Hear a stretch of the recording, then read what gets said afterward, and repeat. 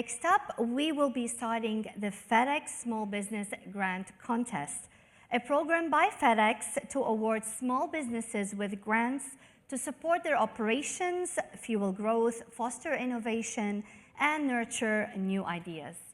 For this year's FedEx Small Business Grant Contest, judges from both FedEx and Forbes Asia gathered to deliberate and shortlist companies from the latest Forbes Asia 100 to Watch list, which was published last August. The judges looked at a number of factors, such as the company's business idea and model, the investors behind them, impact on and contribution to their industry, innovation, whether they are a leader in their industry or have the potential to be one in the future, revenue growth, customer growth, and many more factors. After much consideration by the judges, 4 finalists were selected for this year's contest. The companies are Aliena, New Battery Materials, Digantara, and McEasy.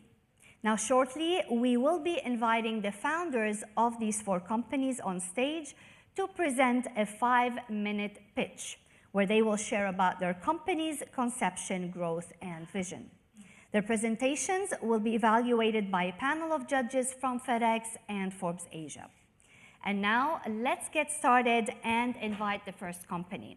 I'd like to invite on stage Mark Lim, CEO of Aliena from Singapore. Aliena develops electric propulsion engines for satellites, enabling operations in very low Earth orbits. Your flagship product is called Music, I believe, and it's a thruster allowing satellites to extend operations while gathering high-resolution data. I'm sure you can explain it much better. Let's give it up for Mark. Thank you. Thank you very much. Well, space is hard, but someone's got to build the engines, right? Good afternoon, everyone. My name is Mark. I'm co-founder and CEO of Aliena, where we build plasma propulsion engines for satellites. Now, before you picture a giant spaceship shooting lasers, I want everyone to think smaller. Our engines are tiny but mighty, and they go on board small satellites. Our engines help satellites move, maneuver, find their place in space, and maintain their positions in orbit. Because once a rocket drops a satellite off in space, they're basically Uber or Grab passengers, stranded in the middle of nowhere, with no way to get to where they need to be.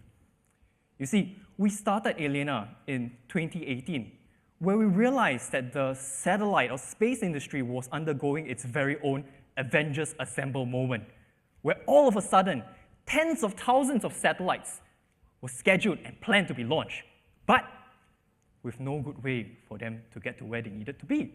So you can imagine a city full of cars, but without steering wheels or engines. So we built one, right? Since then, today, our propulsion systems are like the Rolls-Royce jet engines for space. And they are just condensed, made ultra-efficient, and designed to fit on board small satellites the size of up to shoe boxes. But we didn't just stop at design and theory. In 2020, we commissioned and built our very own jet propulsion test facility. Because as Doc Brown from Back to the Future once said, if you have to build a time machine, why not do it in style? So fast forward to today. Since then, we've raised $6.7 million in equity, launched 2 of our systems in space, secured customers from the UK, Spain, Belgium, Singapore, Taiwan, and the Middle East, grown our employees to 14 packs, and expanded to a facility 3 times our previous size. But here's the kicker. We're already generating revenue, which is in the space tech, deep tech, hard tech domain, is almost as rare as finding Baby Yoda in a hardware store, right? So we're currently raising our Series A+ round, where we intend to use the proceeds for us to expand our product line, to grow our market presence in the US as well as the EU, because while we're based in Singapore, space is truly our playground. So what makes us different? Well, we're just one of the few in the world building systems this compact and efficient. Our systems, the secret sauce is, we're not just power efficient, we're also fuel efficient, and we're ready to deploy anywhere right now. We're no longer just science fiction, we're ready to be so. Couple that with the robust supply chain that we have in Singapore.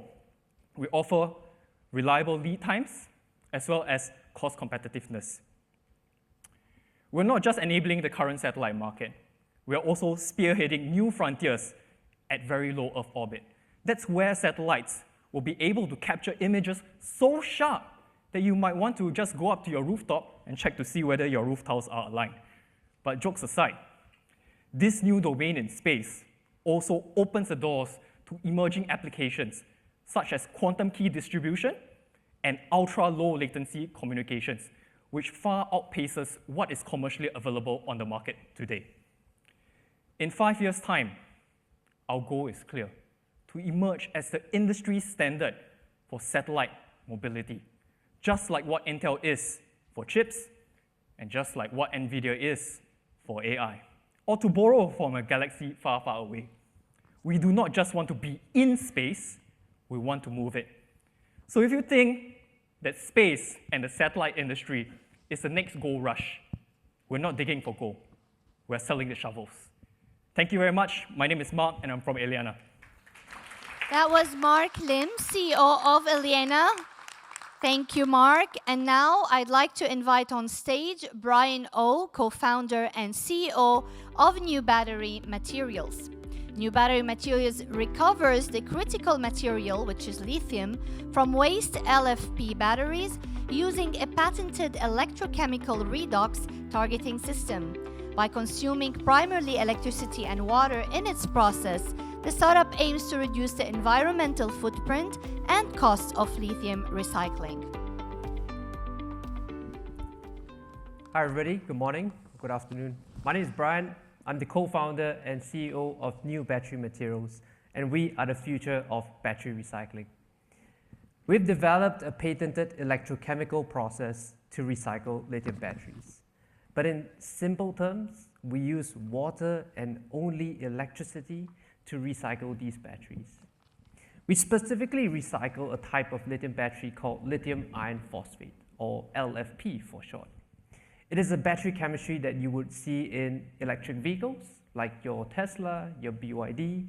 You would also see it in energy storage and many other applications. LFP today occupies about 30% of the market share globally and will become 50% in the next coming years. The challenge with LFP is that it is not a battery chemistry that is actively being recycled, because competitors' cost of recycling is this much, but they cannot actually produce the revenue, which is this much. But we can do it profitably and, more importantly, sustainably. We started in 2020 and we developed a company here at New Battery with a specific R&D focused team. We translated that into an operational pilot facility, and then we turned it into now a semi-commercial recycling plant. This semi-commercial recycling plant in Singapore actually recycles roughly about 2,000 electric vehicle batteries annually. What we do with those batteries is that we turn those waste batteries into lithium. It is a product that then goes back to manufacturers, and then we can make new batteries from it. So I have a vial here of the lithium that we have produced in our facility, and this came from an old electric car. And I really hope that someday this exact vial can be powering one of your electric cars here. So what we do is that with every lithium that we produce, we're actually reducing a lot of carbon emission. Our process is 5 times lower in carbon emission compared to the industry standards. And the beautiful thing about our process is that we're aiming to be profitable in the next few years. Our goal in the next 5 years is to build our commercial facility globally, because battery recycling is not a Singapore problem. Battery recycling is a global problem. Once we construct our commercial facility in the next 3 to 4 years, we will become profitable. And today we make over $1 million in revenue. And the reality is that because of our global impact, our clienteles are not just Singapore-based. We work with the #1 battery manufacturer in the world, CATL, as our client, and we have a list of other clienteles as well, which is why logistics is one of the crucial parts of battery recycling. The one other thing that I want to share today is partnerships. We form partnerships globally as well, and one of the partners that I want to highlight today is another battery manufacturer called GRST. GRST manufactures cathode materials, and this here is a cathode foil. A cathode foil is essentially the heart of a battery. The unique part that they've done is that they've been able to create a cathode foil that dissolves in water. So I have here a bottle of water, and if anybody doesn't believe me, I'm going to take a sip. So it is water, right? It's not a magic trick. And if I put the cathode foil inside here, which powers all our lithium batteries, including the electric vehicle, you give it a little shake, and the unique thing is that you start to see the black powders start to come out. So you can start to see the black part separates from the aluminum, and essentially what is happening is that the black part is the cathode material. The cathode material is what we recycle here in our company, and we extract 90 to 98% of the lithium. All of that goes into battery manufacturing again. So the thing about electrification and the thing about the future of electrification is not just the growth and the exponential growth of the electric cars. It's about what are we going to do with the batteries after that. You need a recycling process that is not just clean, that is not just profitable, not just having a process that has no green premiums attached onto it, but most importantly, a process that is scalable. A process that can meet all these demands that comes out from recycling, from your electric cars, your phones, your laptops, and everything else. And that's why I really hope that all of you here today will join us on our mission to electrify battery recycling. Thank you very much. Thank you, Bryan. That was Bryan O, co-founder and CEO of View Battery Materials. Now I'd like to invite on stage Anirudh Sharma, founder and CEO of Digantara. Digantara is another space tech company that's pitching today, and it aims to build a Google Maps for space by offering space surveillance and intelligence capabilities. It aims to help commercial and government entities securely operate satellites and manage the increasing traffic in space. Good afternoon, everyone. I am Anirudh Sharma, one of the founders and CEO of Digantara. We are a space tech company based out of India, but now global. What we do is build Google Maps for space in very simple words. What that means is basically tracking every single space activity in the orbit. We started this company back in 2020, more of an accident. We didn't plan to do this. We were building student satellite programs in our university. When we started working on satellites, we launched one of our student satellites to space using NASA's Education Launch Program. At that point in time, what we realized after 6 months of operating a satellite in orbit is the fact that debris is a big problem, and we lost our satellite because of a debris. At that point in time, we worked on a patent that we built to track and map every single space activity in the orbit. So that led to us building Digantara today. Since 1957 to now, we have over 14,000 active satellites in orbit. These 14,000 active satellites, mostly 70% of these satellites are commercial. And initially, these satellites were built by governments. And today, because of the launch costs, most of these satellites are built by commercial companies like us. So it is very important for us to build an infrastructure layer to track every single space activity. Hence, we built ground-based and space-based systems. Our patented space-based system is a LiDAR system that tracks every single space activity in the orbit. So far, we've launched 3 satellites to orbit. The first satellite was a space weather satellite. That particular satellite measures every proton flux in the orbit that affects satellite activity. The second satellite was also another space weather or space radiation monitor that was launched to equatorial orbit to again map out all the radiations. And since we've launched 2 satellites on mapping radiations in orbit, the third satellite that we built and launched was one of the world's first space-based sensing satellite, which is basically tracking every object below 5 centimeters in size, and above we track all the satellites. So today we operate a fleet of satellites plus ground-based sensors based in Chile, India, Canary Islands, Australia to track satellite activity in LEO, GEO, and MEO orbits. So as a company, we've grown to almost 140 people based in India and also in the US. We work with most of the defense agencies. When we started this company, we thought that this would be more of a commercial picture where we'll be only supplying data to commercial entities. Today, because of the geopolitics, given where we stand in the world, what we do is track adversary satellite activities for the defense agencies across the world, which includes the United States. So currently we're tracking activities of all the satellites in orbit for defense agencies to monitor how satellite can impact a war. For example, when Russia-Ukraine happened, we were supplying this data to the United States Department of Defense to understand the data sets of how Russian satellites maneuver over Ukraine and how that can have implications of launching a missile towards Ukraine. So as a company today, we focus on building solutions not only for defense, but also for insurance companies. As space becomes really big, it is very important for us to have in-orbit satellite insurance, and that's something that we're working on at this point in time to build relatable metrics and a risk analysis mechanism for us to be able to track risks in orbit and provide this data to commercial satellite operators and also to insurance companies. As a company, we've raised over 16.5 million so far from global investors like Sequoia Capital. From India, we have the Indian government invested in us, and we have another big conglomerate called Aditya Birla Capital, which invested in our company last year. Right now, we're raising our Series B. Our Series B is almost done, with which we'll be expanding globally with our defense capabilities. What we do today is beyond space situational awareness, that is beyond tracking of space objects. We work on everything intelligence and surveillance. So far, we've built our technology on 3 fundamental platforms.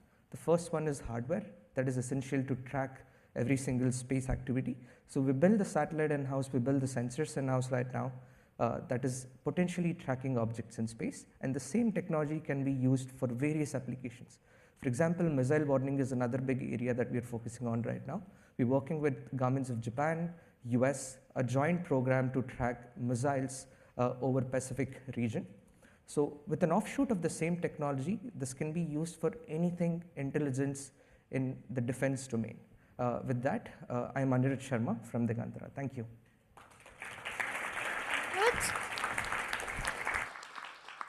And now, last but not least, I'd like to invite on stage Raymond Sutjiono, co-founder and CEO of McEasy.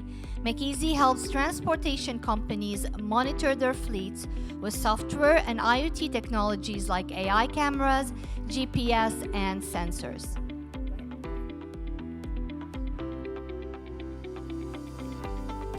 Hi everyone, my name is Raymond, co-founder of McEasy.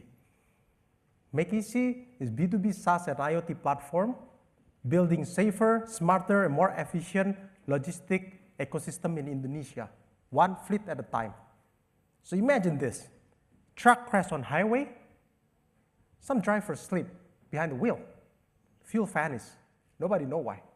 And this is what happened in Indonesia on a daily basis for 6 million fleet, powering up $240 billion logistic. And delivery, still in fashion. That's why we built McEasy. McEasy has helped our client to boost fleet utilization up to 60%, reduce fuel costs 10 to 15%, and reduce reckless driver more than 60%. And that's why in McEasy, we have core solution in 3 ways. 1, IoT-based mobility SaaS, AI dashcam, GPS, and sensors. 2, vertical solution SaaS, digitalized transport, workflow, like route optimization. And lastly, we build the McEasy ecosystem. Beyond software, we want to create McEasy end-to-end ecosystem solution, like spare part and many other services. My co-founder and I, Hendrik, we have been actually collaborating more than 20 years. So both of us actually alumni of Purdue University, Ford Motor Company, and both of us proudly born in Surabaya, Indonesia. We have vision back in college. They want to build Tesla of Indonesia. And from then on, relentlessly, we try to build brainstorming and collaboration. And finally, we bootstrapped McEasy in 2017. From a few truck and grow exponentially. McEasy has progressing strong. We have been trusted by more than 2,000 clients, spanning over 40,000 active fleets in Indonesia. Our revenue has grown double year on year, and moving forward, we're still confident to grow more than double. Our contribution margin near 50%, and we are targeting to reach profitability by the end of the year. But it hasn't been easy for us, for McEasy, building momentum, building network effect in Indonesia. That's how we set ourselves apart, by creating service excellence, combining customer first and global innovation together. Slowly, but sure, consistently, we create a snowball effect. That's why we have been trusted by more than 150 vertical enterprise in many different vertical industries.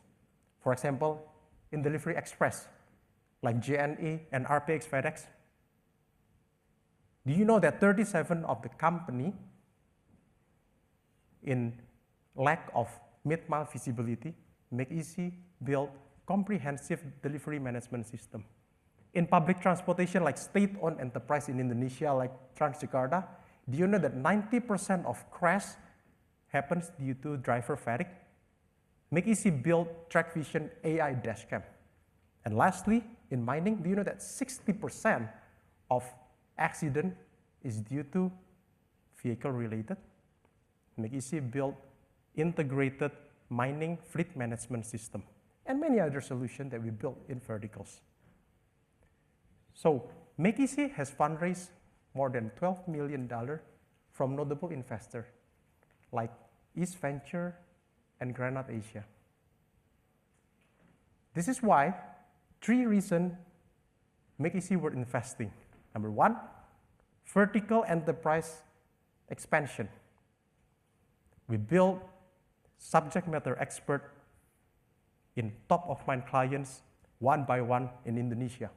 Second, combining IoT with Edge AI. Our customer grow, our truck grow in our ecosystem. We want to build personalized solution for every road-by-road analytics. And lastly, most importantly, we want to build 1 million unit fleets integrated with McEasy beyond software and ecosystem and solution. Thank you. I hope McEasy make your life easy. Thank you, Raymond.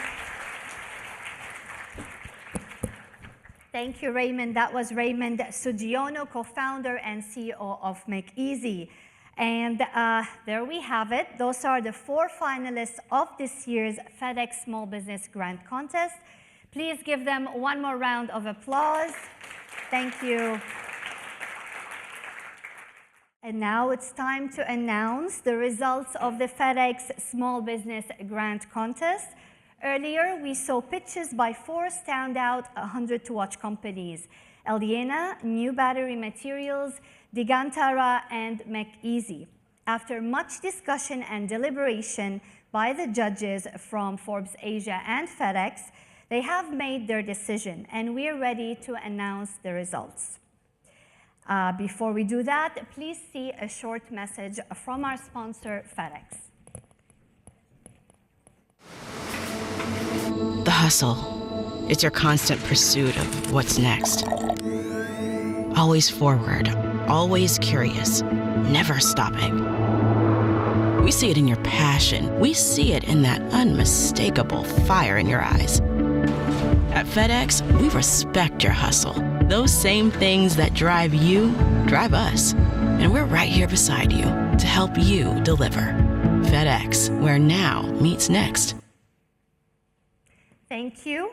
And now I'd like to invite Kawal Preet, the President of Asia Pacific at FedEx, to join me on stage to announce the results of the FedEx Small Business Grant Contest. Please give her a big round of applause.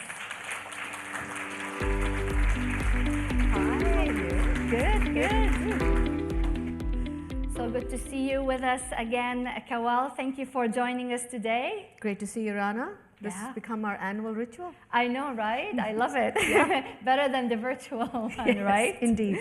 So this year, our event theme is future driven, and we're seeing how rapid the changes and constant transformation is reshaping today's business landscape. In the face of these shifting dynamics, resilience has never been more essential. What should small businesses prioritize to stay adaptable and drive sustainable growth in this environment? All right, well, you've started with a question. I think they're waiting to know who the winner is. Well, sure, so let me start with, you said future driven. I think that's a perfect way to capture the mindset that we all need as businesses in this time that we see a lot happening in our external environment, sudden shifts in the landscape, and all the regulatory changes that we're all facing. So I would say we all need to be future-driven and customer-driven. That's the starting point. Now, in order to be adapting quickly to the market conditions, I would call out maybe 2 to 3 things. The first one, in my mind, would be strategic agility by design and enabled by tech. And what do I mean by that is, looking at your panel did a great job talking about how our world is changing, how AI is a part of our lives. Really using that data, that technology to be quick, because speed trumps scale. I think this is why adapting quickly is important. The second thing I would say is everybody must follow the shifting patterns of trade. We're witnessing it right here with the growth in Singapore, in Southeast Asia. There are regulatory frameworks which also boost growth and trade in the region, like RCEP or CTPP. So being a trade practitioner, I really look at trade predominantly. So that's the second thing I would say, is that companies need to adapt to. And lastly, you don't have to do everything on your own. So you lean in on trusted partners, and this is where we come in. So we are able to take away all that hassle that comes with trying to learn in and outs of trade. And for small businesses, they can lean on us and get that peace of mind if they want to ship anywhere in the world. That's great. And we've seen some truly innovative businesses here today across diverse industries. You saw the presentations. One thing they seem to have in common is how they're using technology. Now, from your vantage point, what transformative technology trends are redefining industries across Asia Pacific? And how is FedEx strategically empowering businesses to stay ahead of these times? Sure. So I think technology is transforming and disrupting all businesses and all industries alike. And a few trends that I see that are equally happening in our business and industry is, the first thing is the focus on data and the data architecture and organizing your data right. And this is where harnessing and leveraging the power of data. So when we look at our business, we move 15 million packages a day across our networks, and there's petabytes of data associated with each shipment. So really taking that data, using the AI and ML models to take that data, turn it into insights for our customers, so they can have more precise, predictive supply chains that then help them succeed and grow in this world. The second thing I would say is that, and I think one of your panel mentioned it as well, is the whole platform approach, really creating that flywheel effect. So an example of that would be our FDX platform. That is a connected commerce platform that helps our customers to start from demand generation to fulfillment to returns.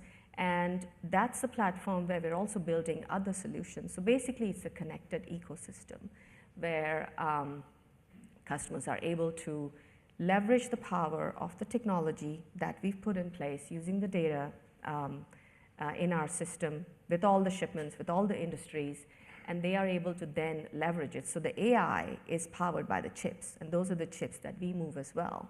And for that, you need very precise logistics.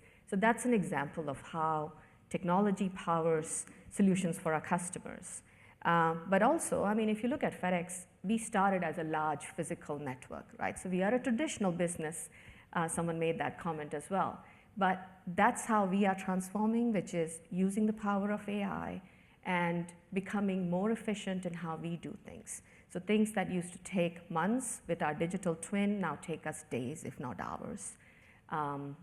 So really using and leveraging the power of AI to become more and more efficient, whether it's agentic AI in our customer service or creating new solutions that help our customers manage all the changes in tariffs that we're all experiencing right now. Yeah, being more efficient has never been even more essential. Now, FedEx is a sponsor of this forum as well as the list, all actually 4 editions of the 100 Watt list since it was first published in 2021. Can you share more about the FedEx commitment to support the small businesses and startups through this small business grant contest, and what will the winner receive, most importantly? All right, so we are coming close to we're announcing the getting winners. there. We're getting there. This is the last one. So firstly, FedEx is deeply committed to supporting small businesses.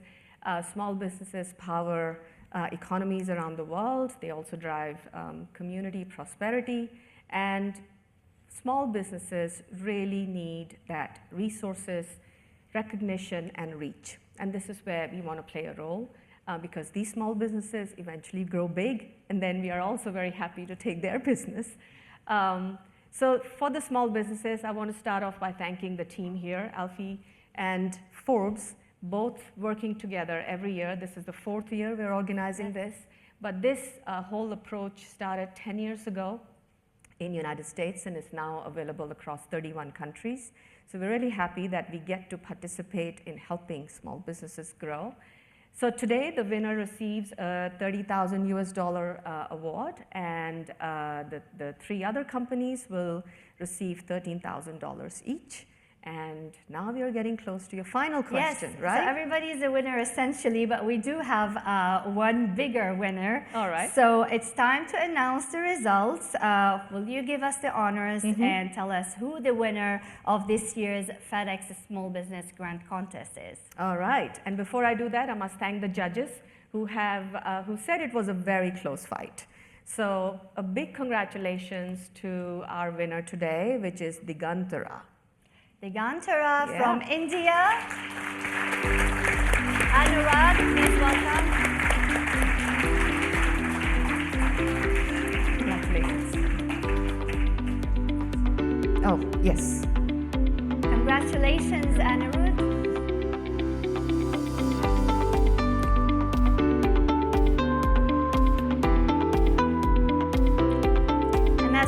By Kawal earlier, the winner of the FedEx Small Business Grant Contest will receive $30,000 in prize. And now the special mentions, Kawal. Yes. So again, great presentations from these 3 players. So that is New Battery, Aliena and McEasy. So thank you so much. Your presentations were great, and you gave a really hard time to our judges. Yeah, we'd like to invite the founders one more time on stage. Congratulations. Shift. Congratulations to all 4 companies.